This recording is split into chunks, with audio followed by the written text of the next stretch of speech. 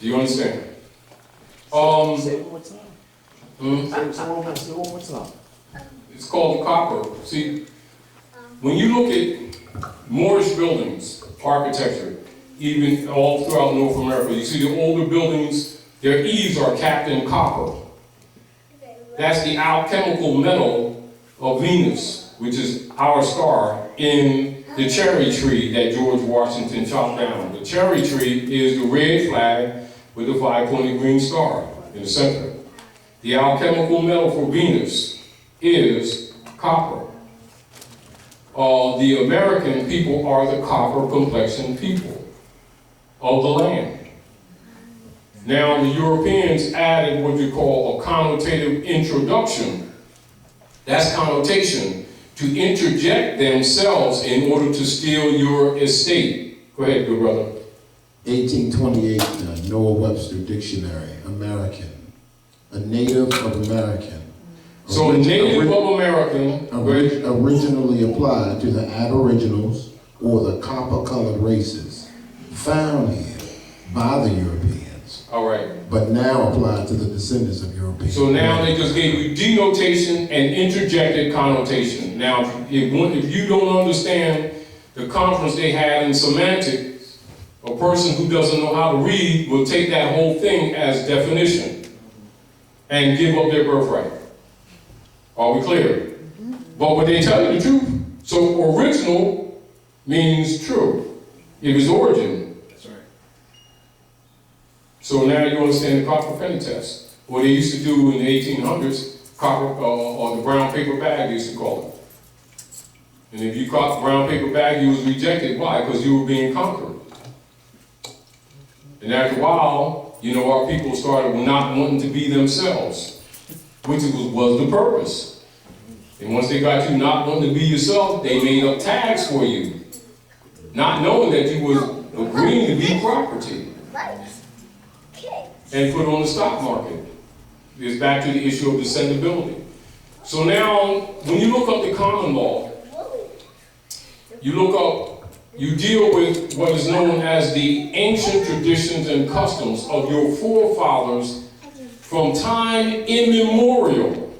And it is that common law principle that is respected by peoples of civilized government around the world. And that is where the common law can be used as a position of right of claim to trump the canon law upon which the 14th Amendment artificial person conversion is based, and the Roman law of operations. However, if one is not in one's own proper person, one cannot use the common law because you have no tie to the traditions and customs that would supersede the Roman law. Therefore, your claim of right would be considered by tacit acquiescence abandoned. And this is, again, one of the tricks that they use not to fulfill the operations of the Bureau of Freemen, of refugees of the land, people who've been occupied. The Freedmen's Bureau, which was supposed to teach these people back their culture, give them back their names, their nationality, and every man and every woman and every child, minimally was to receive 40 acres and a mule, farm equipment, house, finance to fund it, and all of the land would essentially been given back, and the Inquisition operations under the doctrine of discovery would be reversed. This was one of the reasons why they murdered Lincoln, and they closed the Freeman's Bureau.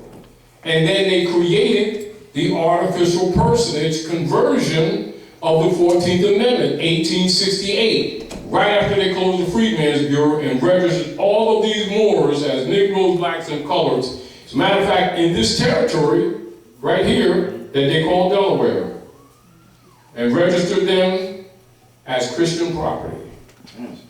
Given numbers and put on the stock market by hypothecation. And so all their labor, all of their wealth, all any businesses they own, profit or non-profit, lands, parks, etc., held by the federal operations was converted to the Pope of Rome through the Jesuit order on Jekyll Island. That was solidified later, but that's what that's all about. That's the theft of your birthright. That's Europeans. Raleigh said what? The Europeans are living off your virtues.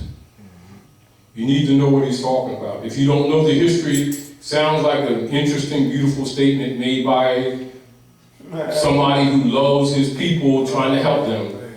But if you don't know the real history, you have no idea how deep it goes and how important it is for you to know exactly what motivated him to found the old Canaanite temple and why he met with the Queen of England.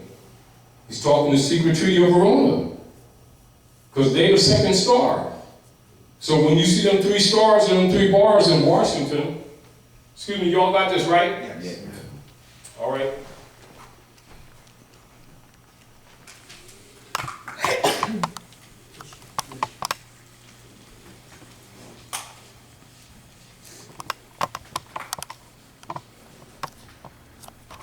When you're in Washington, District of Columbia,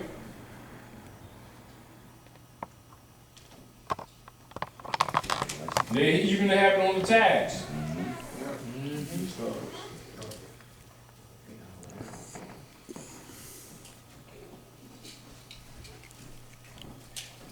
That is the family crest used by George Washington, who chopped down the cherry tree. It's adopted under the secret treaty of Verona for the territory of the 7 hills under Polk, who was also one of the heads of the Klan operations, Knights of Columbus, etc. And the government was moved from Philadelphia to Washington, District of Columbia, under the secret treaty of Verona. And George Washington's family crest was adopted for the operations there, although the people under that jurisdiction could not vote, and still to this day. Do you understand? The first star is London. Pardon me, I apologize. The first star is the Vatican, Rome. Second star is London, District of London. Sovereign city-states. They don't pay taxes. Third star, Washington, District of Columbia, sovereign city-state, in the Trinity operations of Inquisition operations at North America under European colonial operations enforcement. So you have the popes of Rome who, in accord with Thessalonians 1 and 2, have taken the throne of God, declared themselves God. They make the laws. London makes the barratry instruments for the operations of Inquisition, i.e. counterfeit. And then United States Corporation Company goes to and fro the earth, devouring nations, stealing their gold and their resources, and they work as a Trinity operations. That's what's going on. That is the politics. Not maybe, that is the politics. And all of them, Knights Columbus, Skull and Bones, Illuminati, Knights Templar, Knights of Malta, Eastern Stars, Daughters of Isis, Kyklos, Ku Klux Klan, Union Guard, White Camellia, etc., all on the mission of stealing the birthright of the Moors under the secret treaty of Verona and the Berlin Conference of 1884, 1885. This is the source of your politics under the Unum Sanctum policy and the doctrine of discovery, and you're told you're suffering from color games and racism to keep you off of what I just told you. And all of your so-called leaders know this information. And all politicians and scholars know this information. And particularly so-called black leaders' job is to keep you away from this information, keep you marching and praying and talking about you are somebody. While they themselves, 90% of them are 32 and 3-degree Masons and been taken to the mountaintop, which is the Great Seal, which is the insignia of the Moorish nation and civilization on earth planet. And this is why you don't see any politicians speak under the Great Seal, but they speak under the bird, the Roman bird with the wings up. Are we clear? Although when you look at the note, you'll see the Great Seal of the United States, and of is a substantive connector. So the sovereign has been silenced, and Illuminati has taken your place and been stealing your birthright and administrating the World Global Trust for the Popes of Rome and the Jesuit Order, and with the military complex machine known as the United States military.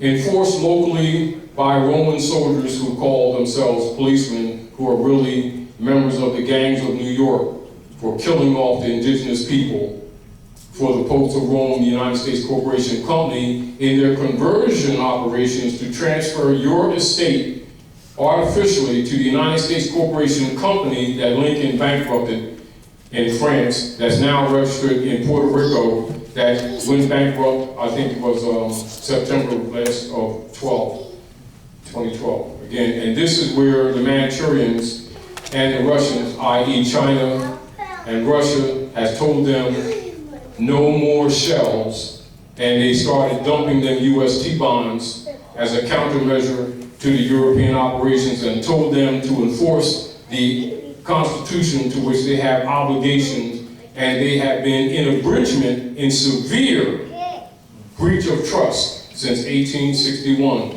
which is the source of the world's wars that have been continuing ever since then, to maintain the fraud of the global world trust, i.e. the theft of the birthright of the Moors by which the world has been run ever since 1861.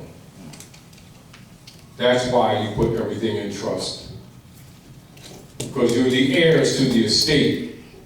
Now, since so many people amongst you who have been assigned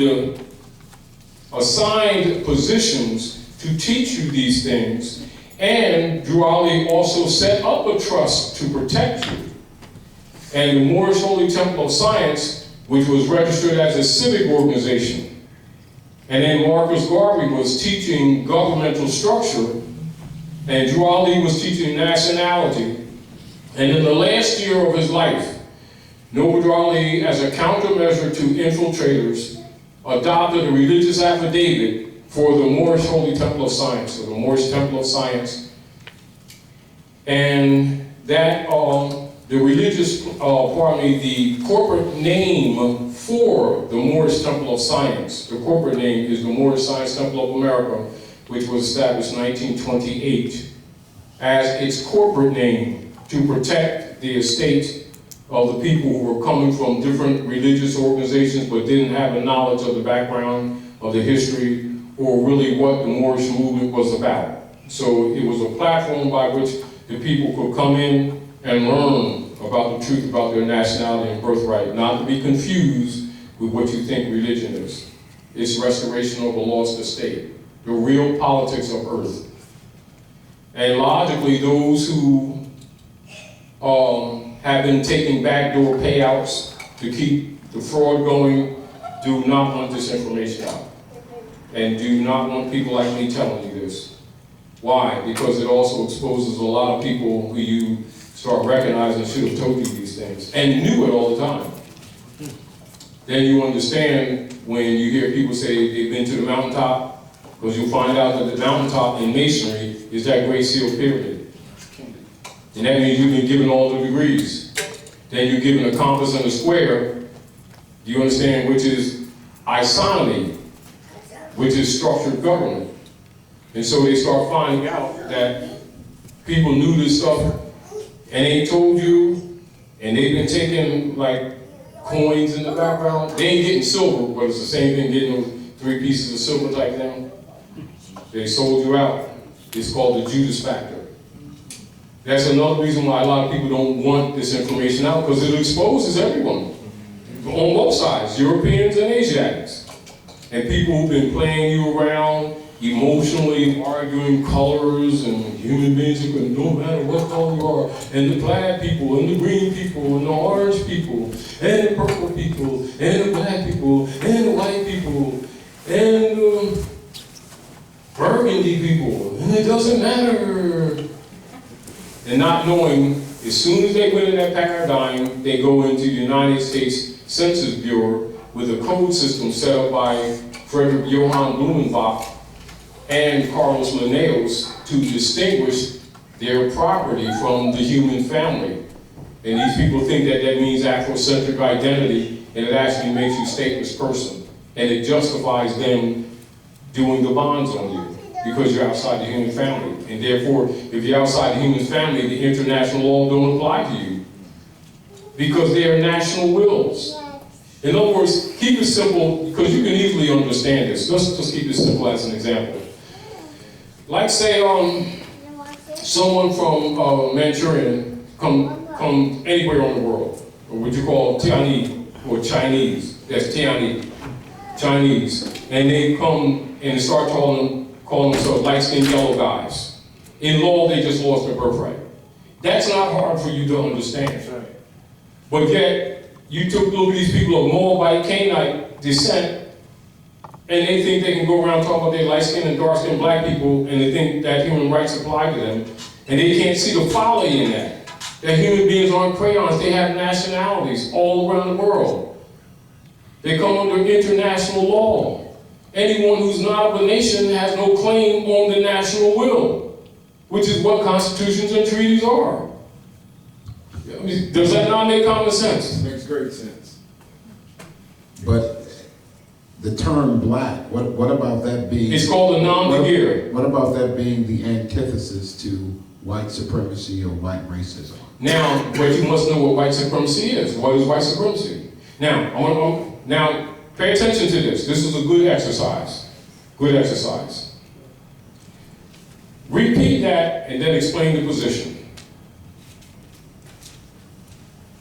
We know that that's out there. Now, so it's not a rejection, but I want to show you something that is very important. So if you say white supremacy, then that's a presumption automatically that you know what you're talking about. Am I correct? I mean, because we all do that. Me, I would say it, and many people say it. So now, you're required to explain white supremacy, its foundation. And don't make stuff up. But also recognize you have an obligation when you throw out these phrases to know what you're talking about. Now, question. When did white supremacy doctrine come into play? White supremacy doctrine or the term white, Caucasian, white supremacy. Now see how you're equating? Now there's nothing wrong with that. I want you to pay attention to yourself. Go ahead, that's fine. But now pay attention to this. Pay attention to this, you all. The deal that you're doing here and what this exercise we're doing is making each other responsible. Okay.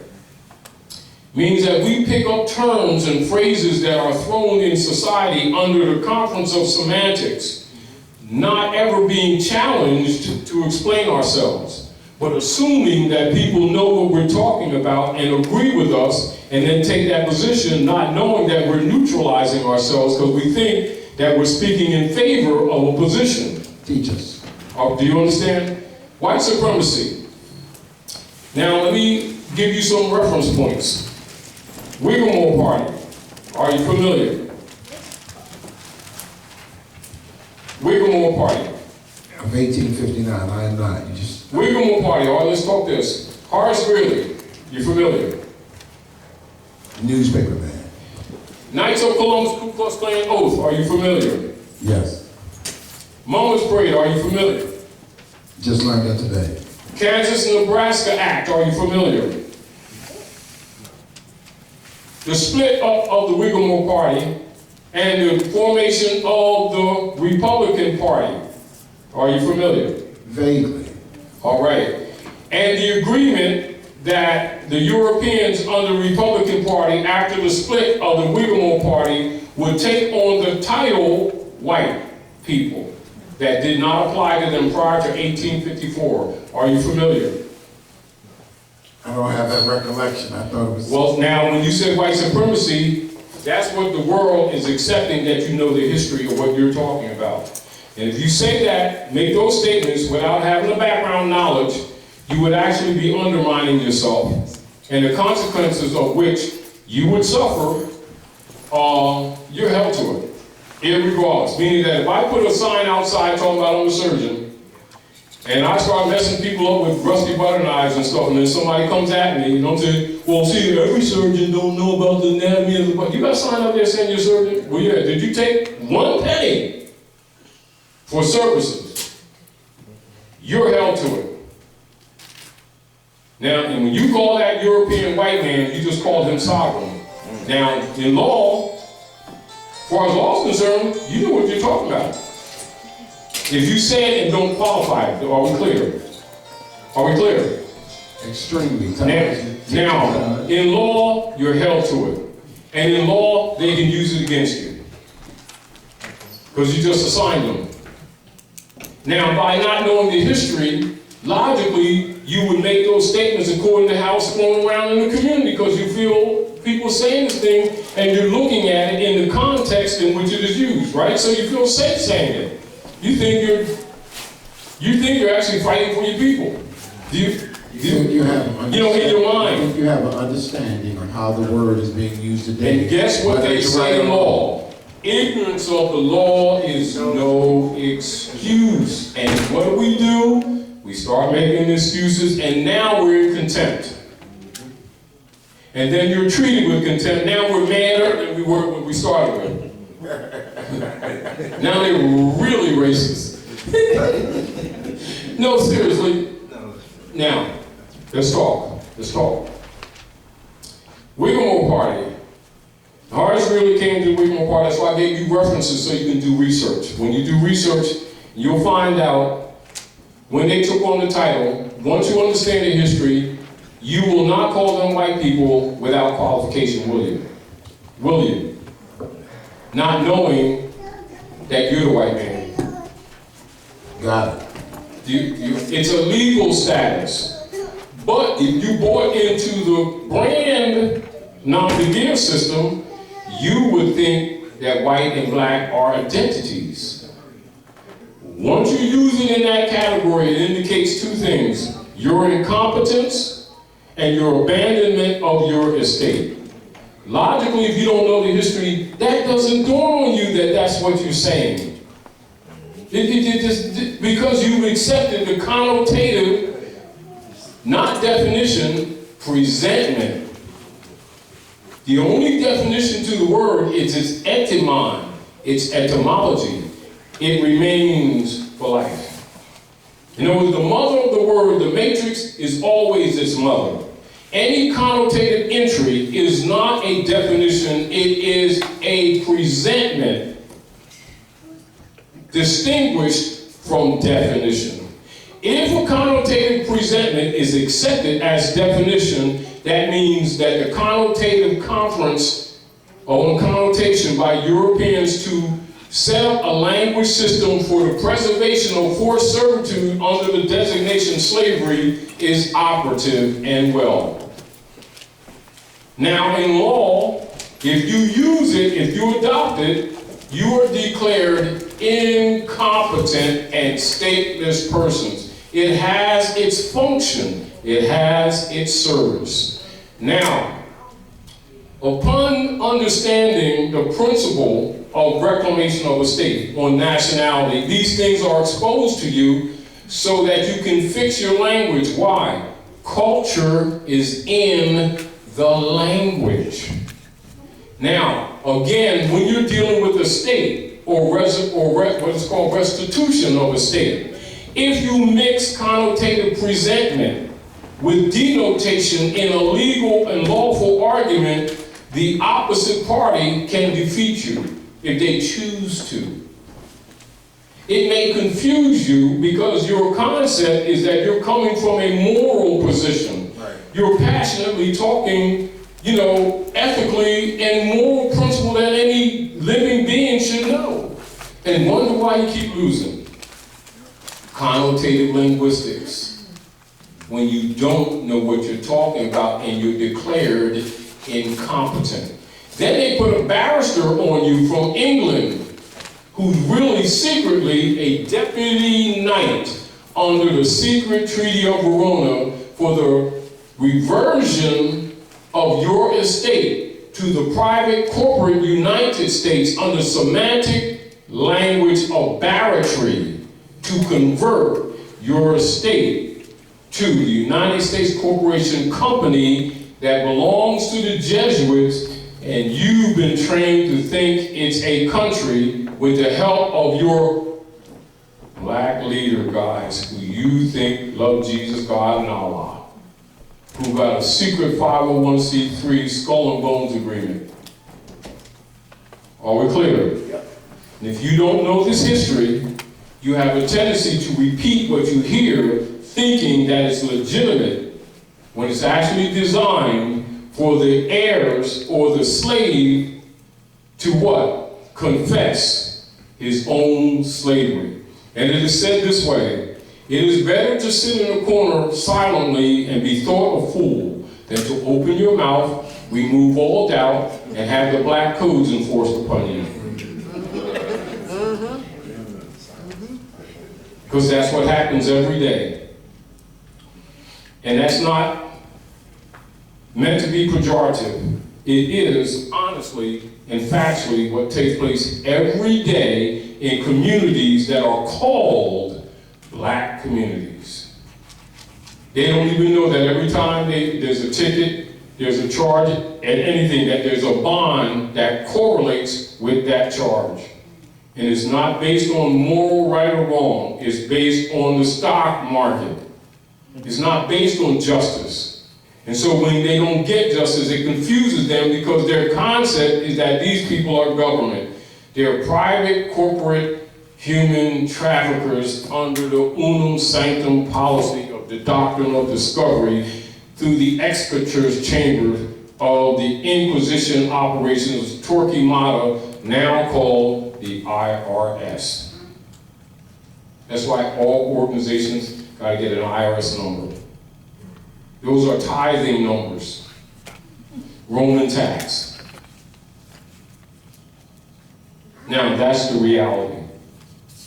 And that's just, and we just touched on some of the stuff, but what we've given you is primal information that even a child can understand if presented at an early age.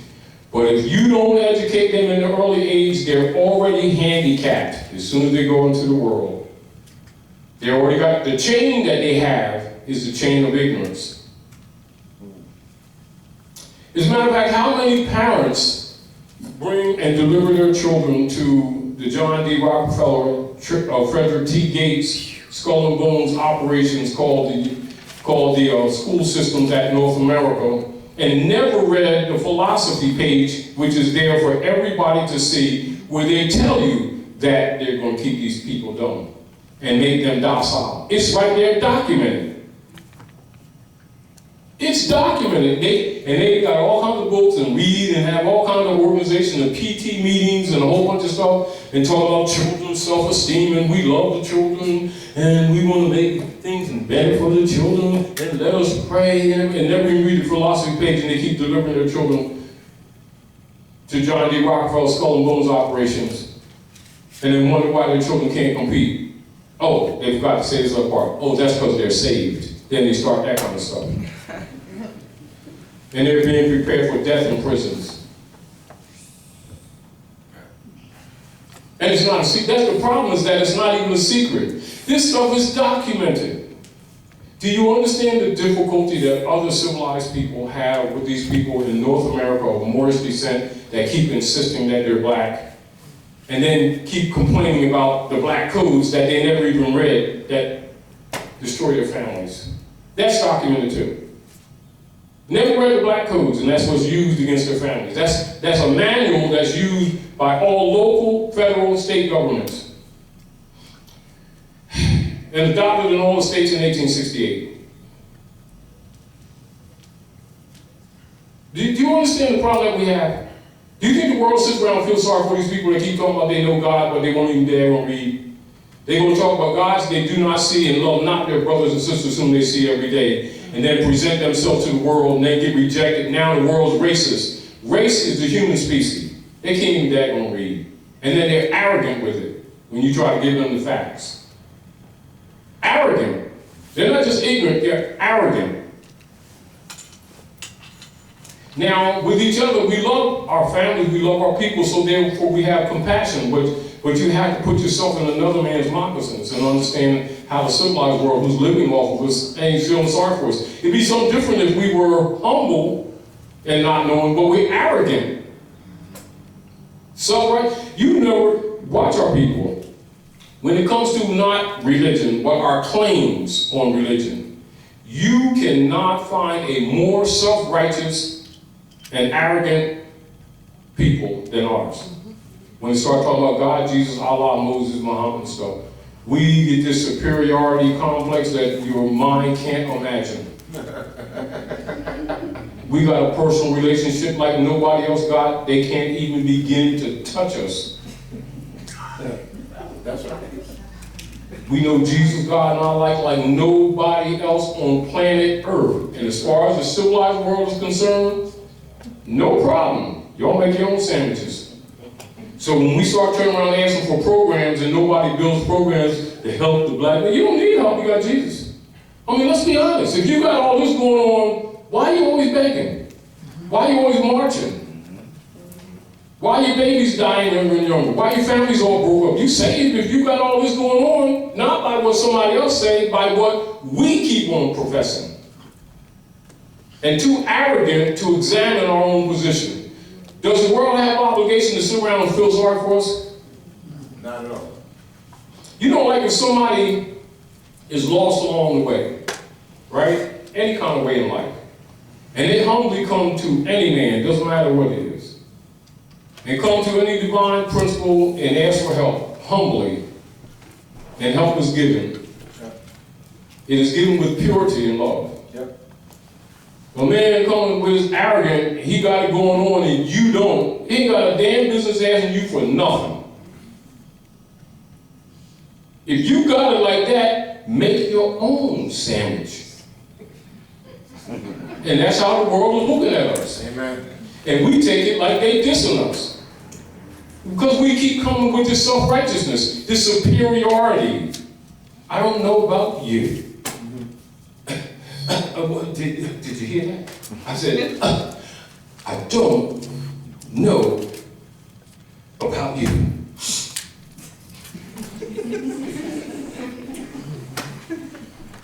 But you want me to say it again? Well, I preach. got a personal relationship with Jesus.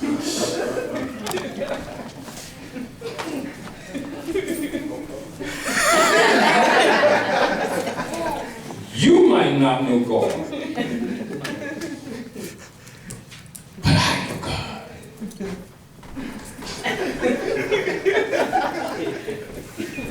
I said, I know God. One more time. I know God. I got his personal number. So why do I need some marching program? What are the NAACP, PPRP on me, Color Coalition, somebody else's coalition, and some new program for Negroes? If you got all this going on, you don't need none of all this stuff. Unless you're lying your keisters off. Because I'm telling you, my cell phone ain't working, he ain't answering, something's up. No, let's be honest. Because if anybody needs rescuing by the divine order, it's our people in our communities. No question. And that cannot be denied. But some people with self-righteousness will deny it, just to preserve their hypocrisy. While their babies are dying, families are all falling apart, the jails are filled with these young brothers and sisters. Gangs of New York members are killing brothers and sisters, young people on the street, and stealing their organs. And they sit around talking about salvation with their hypocritical selves. And as soon as they're out of a job, 3 months, they go in the army for Rome and start murdering people around the world to keep this man in power who never did anything to them. And they come back all shot up with viruses, all broke down, mentally broken, disengaged with their families. and getting poor veteran services and they marching again. But they saved. They know the Lord. Do you understand how hypocritical, how black-heartedly, vilely, violently, ugly, hypocritical that is? But they can't see themselves, can they? Can they?